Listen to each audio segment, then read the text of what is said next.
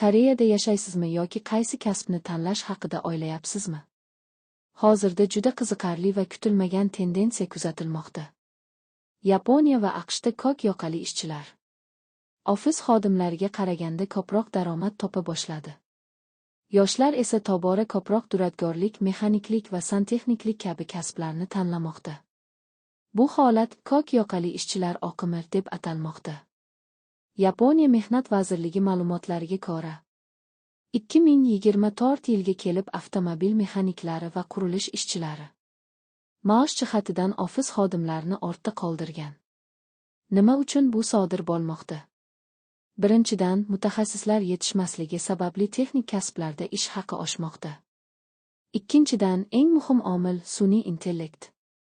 Ofis ishlarining 60 dan ortigini avtomatlashtirish mumkin. Texnik kasblarda esa bu ko'rsatkich ondan kam. Xulosa oddiy. Sun'iy intellekt bilan almashtirib bo'lmaydigan ko'nikmalar eng qadrli bo'lib bormoqda.